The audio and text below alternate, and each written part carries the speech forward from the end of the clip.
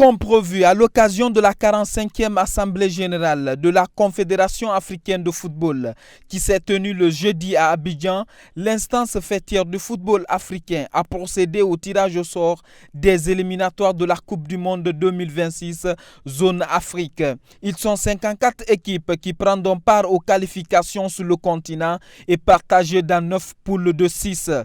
La Guinée, qui n'a jamais participé à une phase finale du mondial, hérite du groupe G. Le Sili national partage ce groupe avec l'Algérie, qui est considérée être la favorite de cette poule, avec l'Ouganda, le Mozambique, le Botswana et la Somalie. Déjà qualifiée pour la prochaine Coupe d'Afrique des Nations, qui n'est plus un objectif, la Guinée vise désormais une première qualification pour le mondial. Sous les auspices de Kaba Diawara, le Sili national a été éliminé par le Maroc lors de la précédente qualification pour la Coupe du Monde au Qatar. Les Lions de l'Atlas, qui ont d'ailleurs créé la sensation lors de cette Coupe du Monde 2022, en terminant 4e, avaient fini les éliminatoires premiers de leur poule devant la Guinée. Pour cette phase préliminaire, la Confédération africaine de football avait décidé lors de son dernier comité exécutif tenu en mars à Kigali de faire évoluer le format des qualifications pour la Coupe du Monde 2026 qui se déroulera aux États-Unis, au Canada et au Mexique. En abandonnant le système de tours préliminaires, les 54 nations affiliées à la Fédération internationale de football FIFA ont été reparties dans 9 groupes de 6, dont les premiers seront qualifiés. Les 4 meilleurs deuxièmes disputeront un barrage dont le vainqueur affrontera une équipe de la CONCACAF, Amérique du Nord, Amérique centrale et Caraïbes pour un dernier ticket pour le mondial.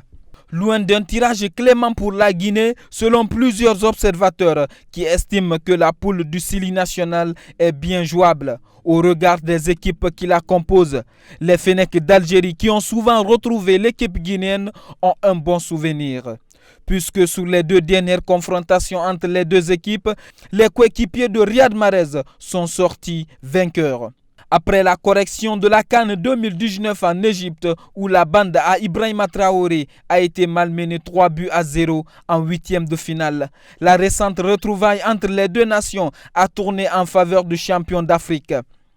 Sur le score d'1-0 lors d'un match amical en septembre 2022. L'autre problème que l'équipe guinéenne pourrait être confrontée est le manque de stades homologués. Alors que la Guinée n'a joué qu'un seul de ses matchs à Conakry lors des éliminatoires de la Coupe d'Afrique Côte d'Ivoire 2022, ses qualifications pour le mondial peuvent être un frein pour une bonne campagne éliminatoire pour l'équipe de Kaba Diawara. Malgré les annonces faites par le ministre Lansana Béa Diallo, aucun geste de rénovation n'est encore concret sur les 2 stades. Prévu dans 3 pays dont le Canada, les États-Unis d'Amérique et le Mexique, le début de ces éliminatoires est annoncé pour le mois de novembre prochain. Présent encore dans le cœur de nombreux fervents supporters, l'équipe guinéenne devra tenter d'accrocher son ticket pour une qualification historique au mondial et allonger la liste des pays africains ayant disputé au moins une fois la Coupe du Monde. Même si cela reste pour beaucoup de personnes un rêve impossible à réaliser pour cette génération qui ne répond pas aux attentes du public sportif.